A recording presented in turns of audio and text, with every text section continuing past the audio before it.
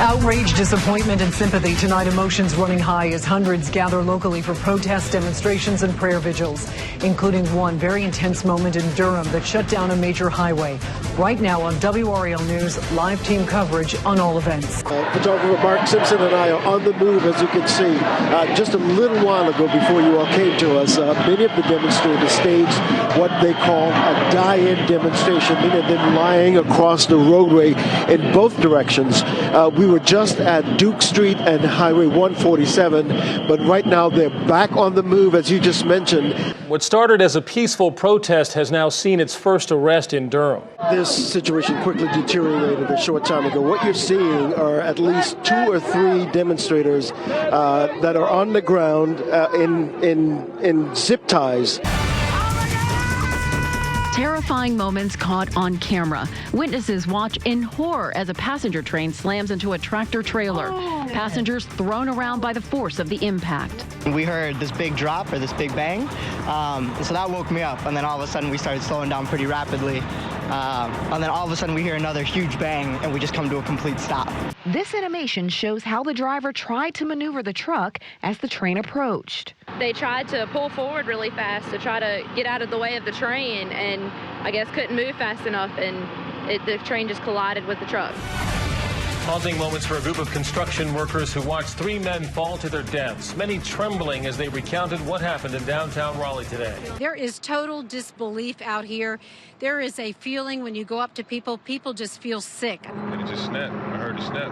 They just told us to run, so I ran, fell like 2 feet away from them. Really? I mean, so you had to run to get out of the way? We ran right in that hole right there in the bottom.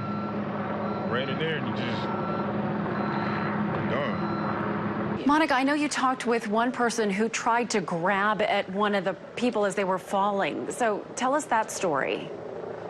Yeah, so I talked with a man who said he was actually on the floor, that 5th floor where all of this happened, and that he and his partner, and by the way, he said he knew 2 of the men who fell to their deaths, but he said he and his partner were there. They said they heard it shaking. They knew something was wrong. They said his partner reached out to try to grab one of the workers. And of course, we now know he was unsuccessful. And he said that worker actually left a scratch on his arm. And the worker I was talking to, he just kept telling me about that scratch that was left on his partner's arm, and tears were completely welled up in his eyes. Breaking news this noon. 1 person is dead. 4 people have serious injuries after a construction accident at Northern Wake Tech's campus. Chaos outside a local courthouse. You heard like pow, pow, pow, pow, pow. Shots fired, injuring 2 people and putting a town on lockdown. WRAL is live at the scene with an update on those injured and the massive search for the suspects. We begin with breaking news this hour. The Nash County Sheriff has confirmed to WRAL there has been a shooting outside the Nash County Courthouse in the town of Nashville. Some of the things an eyewitness told us said that people ran out from the courthouse. They were screaming. Officers were running around the outside of the courthouse with their guns drawn, and she described this scene as chaos. We're tracking breaking news on WRAL. We now know the name of the person killed in a shooting at a local community college. We're live with the search for the gunman. He was shot on the 3rd floor, which was in the building of the library. The victim in this case was the print shop operator. They are still searching for that suspect. One other thing to mention is this search has been so active that they are using tear gas to search the building. What are you doing? WRAL gets exclusive access to a one-of-a-kind police training facility. Officers are getting the training to make critical decisions. WRAL's Amanda Lamb gets put in real-life scenarios that North Carolina officers could face any day. An officer has a split second to decide whether or not to fire his or her gun. Put the weapon down. Do you shoot or hold your fire? The clock's ticking. What are you going to do? You got 1.13 seconds to decide because he's coming. A WRAL exclusive, Wednesday at 6. Breaking at noon, an intense manhunt ends in North Carolina. The suspected mass shooter captured after police say he killed 9 people at a historic African-American church. Dylan Roof, 21 years of age, lives in Columbia, South Carolina. This is his walk shot walking out of the Shelby Police Department. Well, you know, it has been a very sad day, a very emotional day. Talk to anyone you see on the streets of Charleston, and that is what you will take away from them. We'll walk hand in hand. Song and prayer filled the streets of downtown Charleston as the body of Reverend Clemente Pinckney was escorted past the church where he served and where he died, to an arena where thousands were gathered to grieve the deaths and celebrate the lives of the Emmanuel Nine. Because of you, we will see the Confederate flag come down here in the state of South Carolina. You're the one that did it. After 54 years of flying over the South Carolina state capitol, the Confederate battle flag is now headed to the relic room. We watched here in our newsroom as history unfolded in the Palmetto State. Good afternoon, everyone. I'm Bill Leslie. And I'm Linda Loveland in for Michelle Marsh, who is covering this historic event in South Carolina. There were cheers and tears in Columbia. Some cried because they say a symbol of hate has finally been removed from a place of honor. Still others are disappointed to see what they called a symbol of heritage go. WRAL's Michelle Marsh was there as the flag was lowered for the final time. I tell you, it was really beautiful to see so many people gathered here, standing shoulder to shoulder. They may not have agreed with the person standing next to them and their viewpoints, but for that moment, they stood in unity and watched, black, white, young, old, as they all stood here to witness a new day in South Carolina. 54 years and 15 minutes, one man yelled in the crowd. People here patiently waiting for the Confederate battle flag to be removed from in front of South Carolina's State House. Thousands of onlookers cramming into one space to get a view of the flag one last time. Then, as the color guard begins to lower it, cheers and applause erupt. First, I kind of didn't care about it, but then it started hurting me. A WRAL special report on bullying. Did he say he was going to hurt you? Was that scary? Yes, ma'am. Brave children from the Triangle step forward to tell their stories. What did you believe? When they say the word kill, yeah, I do believe it. The WRAL special report on bullying. Watch it live and start a conversation with your kids. Wednesday at 6. Hitting you is not okay. Threatening you is not okay. It's not okay. Say enough to domestic violence. Today at 4, call our domestic violence phone bank. Talk with someone. Or you can chat anonymously with experts online. We are here to help you. We are here to help you. Say enough to domestic violence. What they're doing to me is not right. It's cruelty. A former state trooper's 5-year fight for care after he was injured in a crash while on duty. He took a vow to protect us. Tonight, a WRAL investigation into a trooper's treatment following a serious crash. Doctors agreed he has a serious brain injury. So the question, why did it take the state 5 years to settle this case? WRAL Investigates' Cullen Browder is here with the answer. Cullen? Well, David and Deborah, Trooper Reyna never returned to work. He received 2 years of full pay after the accident and then 2/3 of his salary under workers' comp. The real battle came over his treatment, and the Reyna family dealt with doubts from the state over the extent of his brain injury. He was the poster boy for the Highway Patrol, literally. He was a very optimistic person. He had a very commanding presence. 8 years as a trooper, Humberto Reyna was featured as the Latino face for the patrol. Then, November 23rd, 2009. The man that left that morning, he didn't come home. As he responded to a crash at I-40 and 85, Reyna's patrol cruiser was crushed by a hydroplaning car. Reyna was hurt, but his worst injury isn't readily visible. He has a brain injury. He has cognitive deficits. He has dementia. He has post-traumatic stress disorder. This is Reyna today. I was doing my job. Whatever happened to me, Reyna's family battled the state for years over his care. He collected workers' comp, but his wife, Kay, fought for rehabilitation and personal care services almost from day one. How can they do that to me? Did they know what they're doing? Ready for this? WRAL investigates a Raleigh doctor performing surgery with a homemade device not approved by the FDA. You feel like you were a guinea pig? Yeah. She's been through a medical nightmare. When you think about the fact that he went to a home improvement store to bend a rod to stick into your body, what is your reaction? I'm just horrified. I just want him to stop.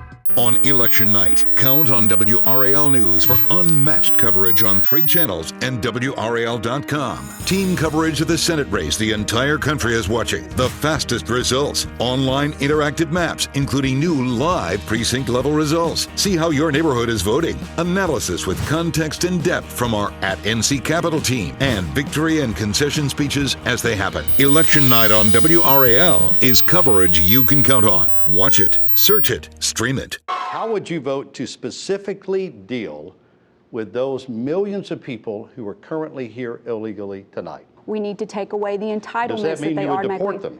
Yes, if they're caught, we deport them. And then who pays for that deportation? I mean, Who's we're talking 12 million people. David, who's paying for them now? We're paying for their health care. We're paying for their HUD housing. All of you want to increase the size of government and government spending. So you talk about deporting 12 million people. That's a huge cost to this country. Tonight at 7, Congresswoman Renee Elmers and challenger Clay Aiken go head-to-head in their first and only debate. I'll be moderating, and we'll be live fact-checking on Twitter. Follow @NC Capitol. Watch tonight at 7, sponsored by the North Carolina Bankers Association. Then, Tuesday at 7, Senator Kay Hagan and North Carolina House Speaker Thom Tillis in a live senatorial debate. I'll be reporting on the key issues covered by the candidates. Sponsored by the North Carolina Association of Broadcasters. Tuesday at 7 on WRAL News. A heated debate today between Democrat Clay Aiken and incumbent Republican Congresswoman Renee Elmers. The two are vying for the 2nd congressional seat. WRAL's David Crabtree moderated the first and only debate between the candidates. You know, it's almost as if, as an entertainer, you believe that you can just go in with a song and dance and, you know, change the minds of our military leaders because you're going to impress them so much, and those pink slips are going to be torn up and thrown up into the air, and everyone is just going to rejoice. That isn't the way that it works. But the most embarrassing reality show right now in the country is Congress. And the most entertaining thing is to hear that you say you worked really hard, but when you finally submitted a proposal months and months after we knew that the 440th would be removed, you submitted it late and it didn't even make it into the bill. Tonight, your votes are being counted, and we're live with the return. A $110 million Senate race. We're covering the candidates as they await results that could change the course of the country. With more than 100 races, we're bringing you the winners, the losers, and what it all means. This is Election Night 2014. Thank you for joining us for our special 2014 midterm election coverage. I'm Gerald Owens. And I'm Jackie Hyland. Welcome to WRAL's election headquarters. For the next hour, we'll have results on all the big races with live crews standing by with the winners and the losers. We'll also have the victory and concession speeches, as well as analysis by our political experts. Because my name is Thom Tillis, and I'm the next United States Senator from the state of North Carolina. You don't typically think of the small city of Dunn as being a party place, but with the arrival of Representative Renee Elmers here, it certainly picked up a bit. Congratulations on your victory. How are you feeling? Thank you. I'm feeling very relieved. I'm very happy that tonight has finally come and that the voters have spoke. And I'm just looking forward now to the opportunity to go back to Washington and continue to fight and continue the work that we started so that we can stand up for the people of District 2. Let's talk about climate change. It's been pretty crazy. It's hot and then it's cold and then it's hot again and then it's cold again and it rains and it snows. We're going to talk to scientists. Climate change is a given. It's a pretty small effect. We're going to talk to normal Joes. Well, it's God's work. Well, I mean, you just got to live with it. I don't think we have to fully understand it. We're going to try to get to the bottom of what exactly is going on with climate change. We came here to the top of the world, Barrow, Alaska, more than 300 miles north of the Arctic Circle, 71 degrees north latitude. This is where they collect data relating to the science of climate change. And this is where we begin our quest for answers. Exploring Climate Change, a WRAL documentary. Well, for the past couple of hours, a lot of people have been talking with a panel of pediatricians over in Studio A. WRAL is here to help you get valuable information about childhood health and development issues. The health team's Dr. Alan Mask joins us now from Studio A. And Dr. Mask, what is the hot topic over there? We're getting all kinds of questions here. Flu shots, asthma, enterovirus. And welcome to WRAL's 26th annual Coats for the Children Telethon. It has been a wonderful day here at WRAL. So far, we have raised more than $54,000 for the Salvation Army to help keep children in our communities warm this winter. Are you ready for the Logan Zone? This is 30 minutes of football strategy, analysis, and Loganisms you can only get from Coach Steve Logan. Here's the thing about being a head coach. You're either the first or the last to know everything. Live and unedited. What camera are we on? This one? Right here? Listen to me. No one talks football like this. I'll say this bluntly. See why I had a nervous breakdown? Hopefully you won't have one right here. The Logan Zone this morning at 11:30 live on WRAL. For 34 years, Friday night, WRAL has brought you the excitement and the drama of Friday night. Buckle that chin strap. the season is on one. It's time. Tom Zula coming at ya. Football Friday starts right now. We are on the scene tonight at 12 third-round games involving teams from 18 different counties, but we do start tonight in Wake County. Explore the natural wonders of North Carolina. Beautiful places off the beaten path. That's pretty cool. Needed adventure for the family? Watch Nooks and Crannies, Friday at 5:55 on WRAL News. It's pretty out here. We have just a few puffy cumulus clouds hanging out over the Sandesque, Oroville, and Wilbur, enjoying the beautiful sunshine. Come on by the WRAL tent, have your picture made with us up here at the corn desk, put it on Facebook, and your friends will be so jealous of you. Back to you. That is so cool. It is, and it looks huge, like you need a ladder to climb up in there. Yeah, Gosh. right. Yesterday, on the first full day, I found there are many, many reasons to get out to the state fair this year. Take a look. He walked right in, sit right down. This is what the perfect fair day looks like. Big kids and little kids going round and round and up and down. It looks like barbecue on a stick. That's good. It looks like perfectly brown turkey legs and a perfectly blue sky. And what we've seen over the years is, as the weather goes, attendance goes. That's State Ag Department spokesman Brian Long sizing up the crowds. I asked 7-year-old Blaine McDonald from Broadway to size up the rides. Last year I did the drop zone. The drop zone. How cool was that? Ooh, it was scary. Thursday at 7, a special Fayetteville edition of the Tar Heel Traveler. From the Babe. Got his nickname the Babe while he was here. To the King. How would you like to play for Elvis? But. What this whole world needs is more putt. To the Eiffel Tower. I think it's an eye catcher. The people and places around Fayetteville will inspire you. Is it scary? It's a little scary. Watch Scott Mason on a special Fayetteville edition of the Tar Heel Traveler. Thursday at 7 on WRAL.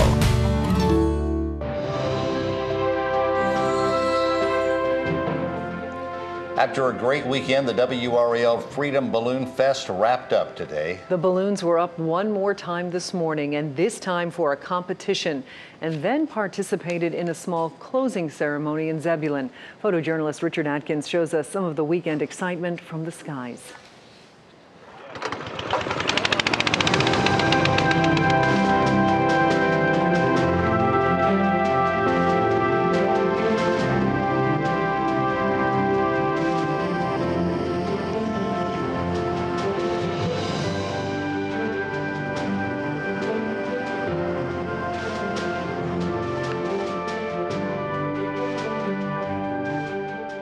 Definitely magical about it. That's why I keep doing it.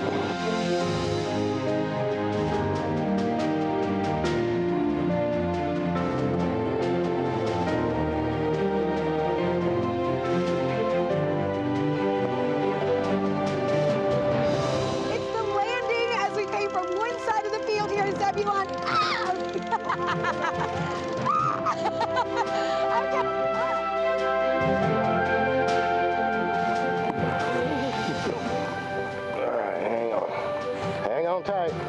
bounce. Whoa, boom, there we go. Hang on. Whoa, horse, whoa. Whoa. All right. We good? Everybody's good.